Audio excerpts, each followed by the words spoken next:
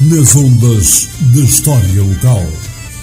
Património, arqueologia, tradições, histórias da história de Lafões. Segundas-feiras às 15, com repetição às 18. E aos domingos às 13 horas. Com Eduardo Nuno Oliveira, na Lafões FM.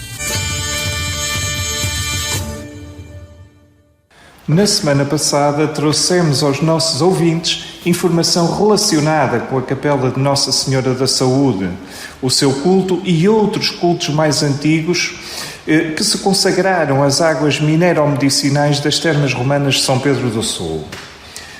Agora, continuando no mesmo lugar, comprometemo-nos a trazer algumas informações históricas, arqueológicas, arquitetónicas dessas termas romanas e medicinais de São Pedro do Sul, que ao longo de 2000 anos se vêm constituindo na grande marca identitária, cultural e patrimonial de toda esta região de Lafões. Trata-se de um sítio arqueológico especial. De fundação romana, ao longo dos 2000 anos seguintes, teve sempre uma ocupação contínua e quase sempre para a mesma função. Funcionou como termas públicas e medicinais. Dentro do que são as termas romanas medicinais, é um monumento único em Portugal e, inclusivamente, é uma das estruturas das mais bem conservadas no próprio mundo antigo romano. E, patrimonialmente, classifica-se na categoria dos monumentos nacionais desde 1938. Mas, vejamos, recuamos a fundação dos primeiros banhos ao século I depois de Cristo, quando os romanos vieram e o que mais eles cobiçaram na região, que agora é Lafões, foram os seus recursos minerais, sobretudo o estanho, mas também algum cobre e o ouro. Para isso criaram infraestruturas, rasgando importantes vias de comunicação, ligando a capital, Viseu, capital administrativa e judicial, ao litoral.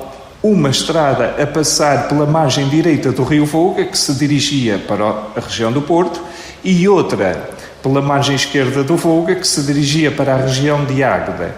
A ligar uma e outra destas vias de comunicação, existia um importante ramal que passava precisamente no lugar deste manancial aquífero com propriedades minero-medicinais e que brota da terra a praticamente 69 graus centígrados.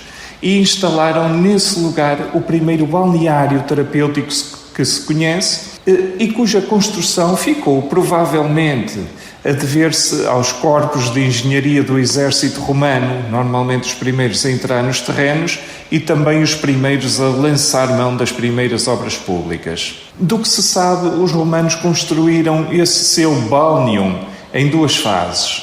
Uma primeira fase, fundacional, no século I depois de Cristo, época dos imperadores Tibério, Calígula ou já mesmo Cláudio, constituída por uma grande praça exterior, com uma piscina ao ar livre e um conjunto de colunas monumentais da ordem jónica que suportavam um pórtico e que se articulava com um edifício coberto, onde instalaram duas piscinas interiores de água quente.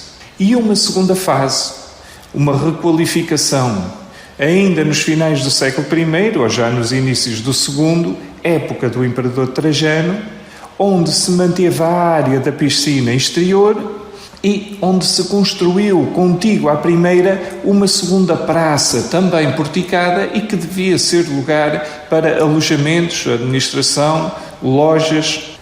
Demoliram o edifício coberto e, para no seu lugar, construírem um segundo edifício, também constituído por duas piscinas interiores, uma reorganização dos espaços interiores e agora esse edifício é coberto com uma magnífica e monumental abóbada de berço. De uma e de outra fase, os testemunhos são eloquentes.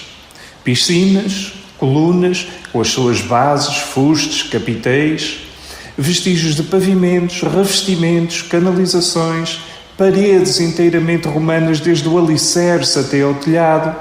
É um alçado dos maiores existentes no contexto de termas medicinais romanas, os arranques das pilastras que compunham os arcos da abóbada romana, uma porta romana de arco de volta perfeita e um conjunto de objetos como moedas, fíbulas, cerâmicas, inscrições.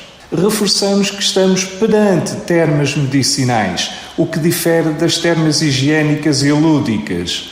As termas higiênicas e lúdicas tentam, de forma artificial, recriar o ambiente e o bem-estar proporcionado pelas termas medicinais, enquanto que as termas medicinais são lugares de tratamento, onde se praticavam banhos coletivos ou individuais, banhos de vapor, inalações e gestão de água, entre outros métodos hidroterapêuticos.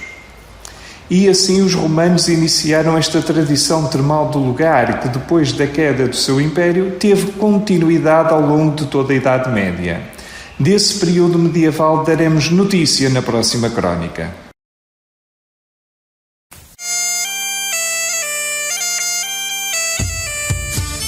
Nas ondas da história local. Património, arqueologia, tradições, histórias da história de Lafões. Segundas-feiras às 15, com repetição às 18.